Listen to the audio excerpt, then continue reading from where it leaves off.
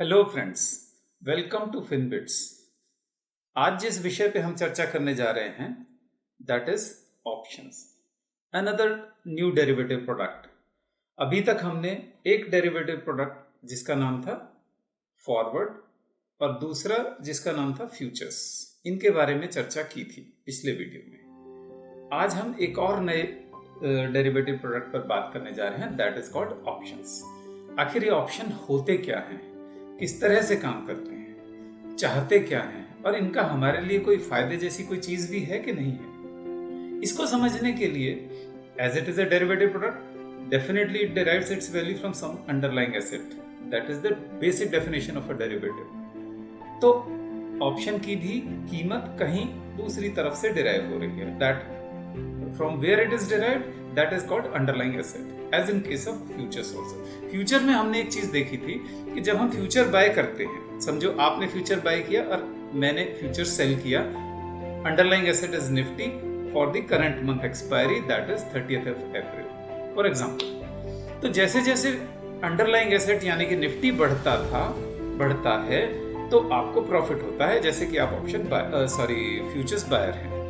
और जैसे जैसे निफ्टी गिरता है तो आपको लॉस होता है, क्योंकि आपने फ्यूचर्स को बाय किया हुआ है एट ए हायर प्राइस। ठीक, तो आपके मन में एक भाव आ सकता है कि क्या कोई ऐसी संभावना है, कोई ऐसी पॉसिबिलिटी है कि जब ये अंडरलाइंग एसेट बढ़े तब तो मुझे प्रॉफिट हो। ऑब्वियसली हर कोई यही चाहता है कि जैसे जैसे अंडरलाइंग एसेट बढ़े मुझे प्रॉफिट हो, उसमें तो किसी को कोई आपत्ति ऑब्जेक्शन जैसी कोई चीज है ही नहीं। लेकिन यदि ये अंडरलाइंग एसेट नीचे गिरे तो मुझे लॉस न हो। आपकी ये प्रॉब्लम बड़ी जेन्युइन है। तो आपने ये बात एनएससी से कहा कि साहब ऐसा कोई अंडरलाइंग एसेट, ऐसा कोई प्रोडक्ट है? तो उन्होंने कहा हाँ जी बिल्कुल है, आप ऑप्शंस में आ जाइए। तो जिसमें कि अगर अंडरलाइंग एसेट बढ़ेगा तो आपको प्रॉफिट होगा, और यदि अंडरलाइंग एसेट गिरेगा तो आपको लॉस नहीं होगा, बट उसके लिए आपको थोड़ी सी फीस देनी पड़ेगी। बहुत अच्छा लगता है इतना बढ़िया कोई प्रोडक्ट हो जिसमें कि यदि अंडरलाइंग एसेट बढ़े तो मुझे प्रॉफिट हो और यदि गिरे तो लॉस न हो। इससे बढ़िया क्या बात हो सकती है? अगर थोड़ा बहुत उसके लिए कोई फीस देनी भी पड़े तो हर कोई सोचता है इसमें देने में क्या प्रॉब्लम है। So that product is called option. Definition आपके सामने है। Option is a contract which gives the buyer the right but not the obligation to buy or sell an underlying asset at a specified strike price prior to or on a specified date depending upon the form of the option। मतलब क्या हुआ? Suppose underlying asset Nifty है और आप future bye करने की, आप ये तो मान रहे हो कि ये बढ़ेगा अंडरलाइंग एसेट निफ्टी, और आप ये चाह रहे हो कि ये इसका मैं फ्यूचर्स ना खरीद के मैं इसकी ऑप्शन खरीदता हूं कि इसमें क्या फर्क रहता है, इसमें गिरेगा तो मुझे लॉस नहीं होगा, ऐसा कि मुझे बताया गया है। तो वो कहानी क्या है? कहानी ये है कि as an option buyer, you are the option buyer, I am the option seller. Just for the sake of example, Nifty अभी 9000 पे चल रहा है, एक्सपायरी है 30 अप्रैल की।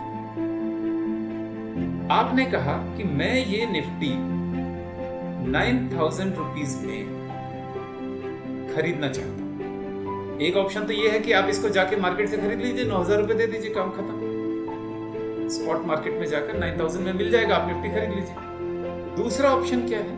आपने कहा कि मैं निफ्टी खरीदना नहीं चाहता हूं, मैं इस निफ्टी को 9000 रुपए में खरीदने का अधिकार खरीदना चाहता हूं कि मैं जब चाहूं तब खरीद लूं इसको 9000 रुपीज में टिल 30th of April।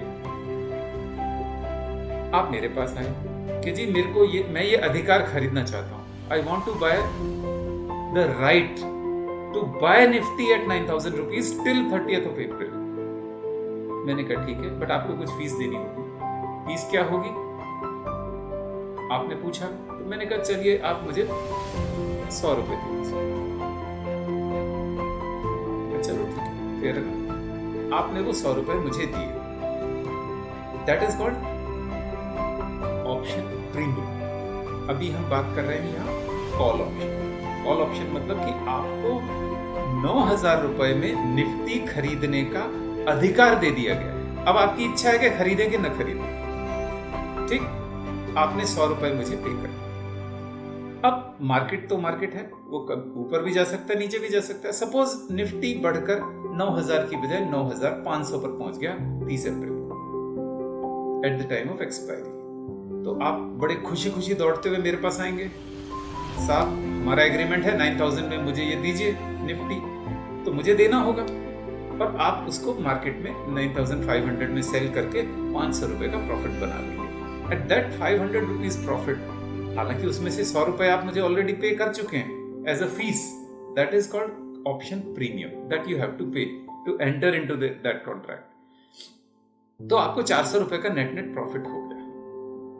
ठीक, लेकिन संभावना दूसरी भी हो सकती थी। सपोज कि ये निफ्टी जो 9000 पर आपने खरीदने की कॉल ऑप्शन खरीदी थी, 9000 के स्ट्राइक प्राइस की कॉल ऑप्शन आपने खरीदी थी, और वो निफ्टी गिरकर 8800 पर पहुंच जाता, 30 अप्रैल को 8800 पर पहुंच गया, तब क्या होगा?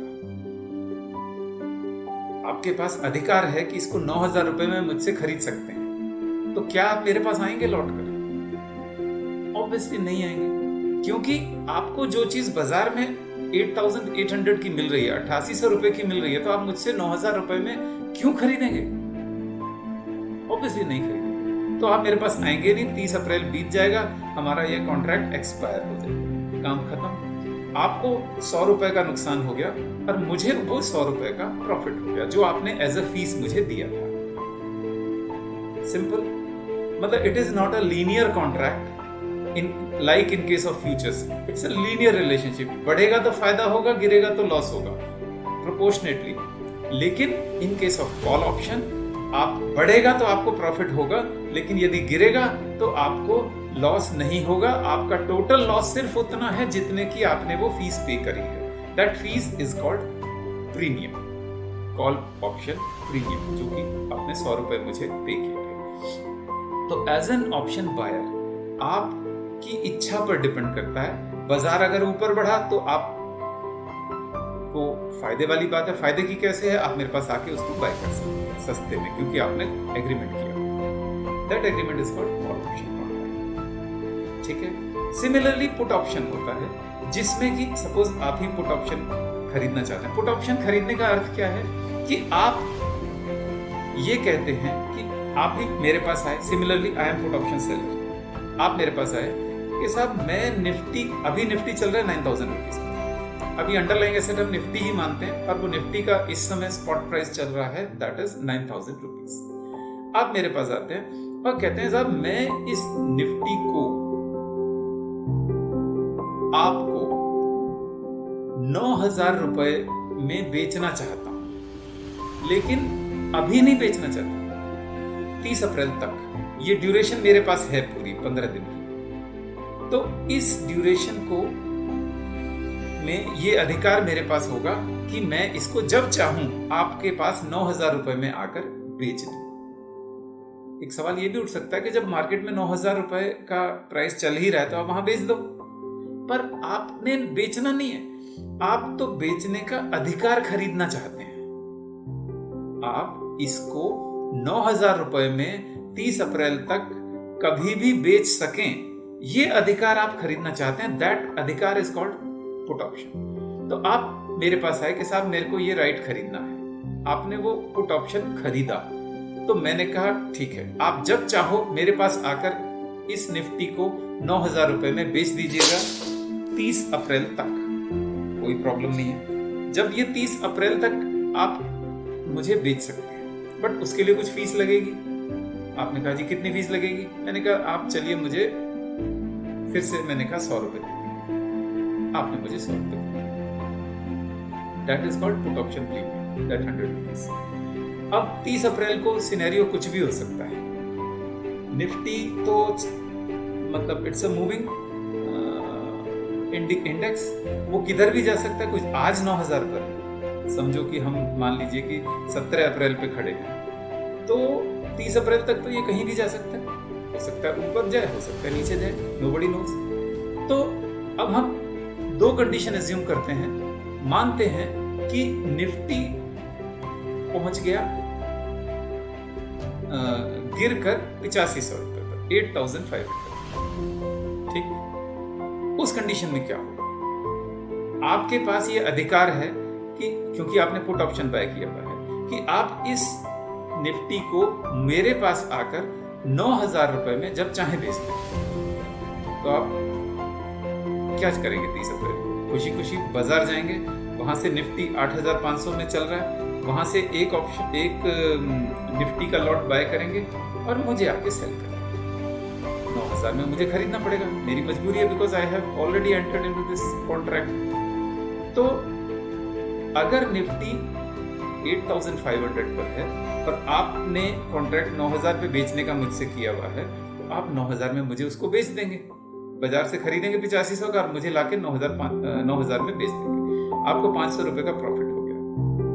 और बट आपने क्योंकि मुझे ऑलरेडी 100 रुपए तो प्रीमियम पे किया ही था पुट ऑप्शन खरीदते वक्त, तो नेट ऑफ करें तो आपको 400 रुपए का प्रॉफिट हो ही गया और मुझे 400 रुपए का लॉस हो गया as a put option seller. तो यहां देखने वाली बात यह है कि इसका दूसरा सिनेरियो भी हो सकता था। क्या होता अगर निफ्टी 9500 पर पहुंच गया होता 30 अप्रैल को? तब क्या होना है? 9500 है निफ्टी का प्राइस। आपके पास क्या अधिकार है? Put option, as a put option buyer आपने क्या किया हुआ है? 9000 में निफ्टी को मुझे बेचने का कॉन्ट्रैक्ट किया हुआ है। अगर आप मेरे पास 9000 में बेचने आएंगे तो मुझे खरीदना पड़ेगा। बट जो चीज बाजार में 9500 की बिक सकती है, वो आप मुझे क्या 9000 में बेचने आएंगे? डेफिनेटली नहीं आएंगे। तो आप अपने घर खुश रहेंगे और मैं अपने घर खुश। इसको ऐसे समझें कि 30 अप्रैल निकल गया, आपने जो प्रीमियम मुझे 100 रुपए पे किया था, बस वो मेरे पास आ गया और बाकी आपको 100 रुपए का नुकसान हो गया, इसके अलावा कुछ नहीं हुआ। ठीक, तो कहने का अर्थ ये है, as a call option buyer आप निफ्टी को खरीदते नहीं है, आप निफ्टी को खरीदने का अधिकार खरीदते हैं। और as a put option buyer आप निफ्टी को बेचते नहीं है, आप निफ्टी को बेचने का अधिकार खरीदते हैं। सिंपल। सिर्फ उसकी दो चीजें और हैं कि स्ट्राइक प्राइस क्या और एक्सपायरी डेट क्या। स्ट्राइक प्राइस वो कि जिस प्राइस पर खरीदने का अधिकार खरीद रहे हैं और कब तक की ड्यूरेशन फिक्स हुई है हमारे आपके बीच में within this contract, that is called date of expiry. तो कहने का मतलब आपने as a call option buyer आपने निफ्टी को से 9000 पर खरीदा नहीं, खरीदने का अधिकार खरीद लिया। अब आप मौका देखेंगे 30 अप्रैल तक, जब आपको लगेगा फायदा है तो आप मेरे पास आएंगे और जब फायदा नहीं होगा तो नहीं आएंगे। सिंपल। तो आपके फेवर में जब मार्केट है as a call option buyer, market जब ऊपर है तो आप को प्रॉफिट होना ही, और जब मार्केट नीचे चला गया तो आपका लॉस सिर्फ उतना है जितना आपने प्रीमियम पे किया है 100 रुपए कॉल ऑप्शन। तो सिमिलरली पुट ऑप्शन के केस में एज ए पुट बायर आपने मुझे 9000 रुपए में निफ्टी बेचने का अधिकार खरीदा है, बेचा नहीं है। 30 अप्रैल को आप सोचोगे कि बेचना है कि नहीं बेचना है।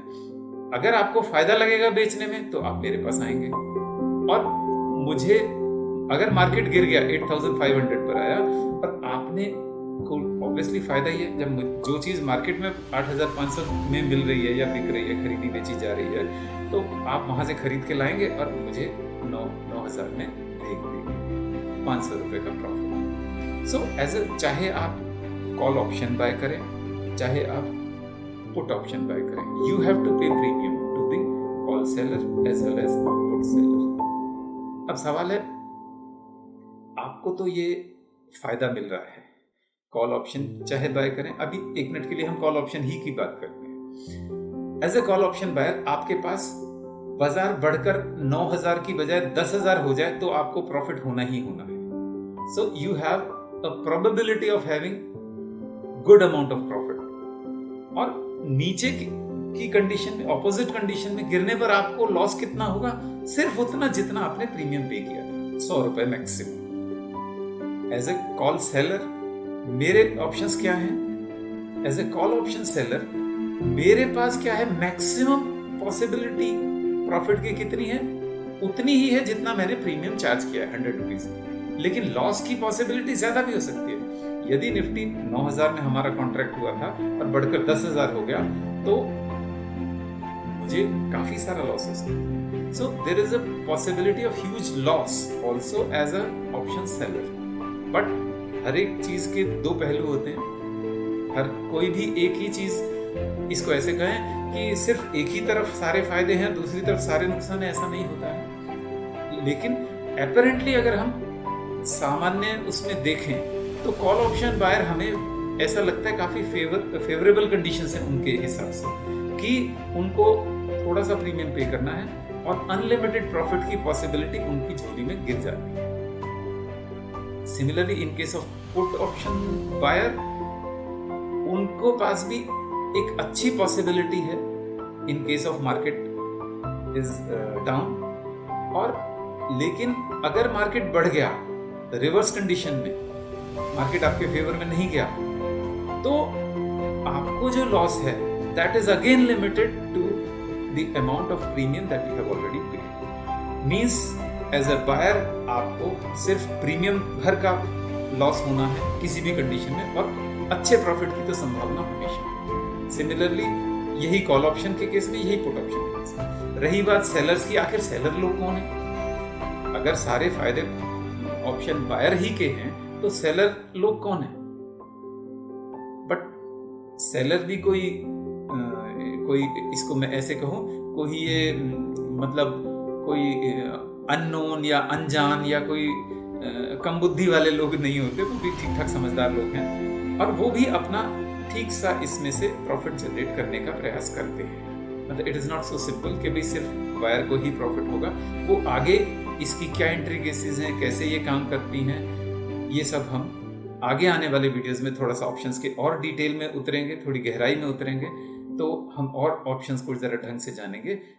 आज के लिए सिर्फ इतना ही कि हम सिर्फ इतना समझ पाने की कोशिश कर रहे हैं कि कॉल और पुट ऑप्शन होती क्या है। इसको जरा आप एक दो बार इस वीडियो को देखकर थोड़ा सा समझिए, तो उसके बाद फिर हम आगे बढ़ेंगे कि ऑप्शन आगे काम किस तरह से करती हैं, किस किस प्रकार की होती हैं, कितनी तरह की होती हैं, वगैरह वगैरह इत्यादि, जो भी ये सब चीजें हैं। लेकिन मोटे तौर पे अंतर आप सिर्फ इतना सा समझें कि फ्यूचर्स बाय करते वक्त आपको as a future buyer underlying asset यदि इंक्रीज करता है तो आपको प्रॉफिट होता है, अगर वो गिरता है तो आपको भयंकर लॉस होता है। बट कॉल ऑप्शन जब आप बाय करते हैं तो आपको अंडरलाइंग एसेट के बढ़ने पर प्रॉफिट होता है, ठीक ठाक होता है, और लेकिन गिरने पर आपको लॉस नहीं होता है। लॉस सिर्फ उतना ही होता है जितना आप प्रीमियम पे करते हैं। सिमिलरली पुट ऑप्शन में जब हम पुट ऑप्शन बाय करते हैं तो हमें मार्केट यदि नीचे गिरता है तो हमें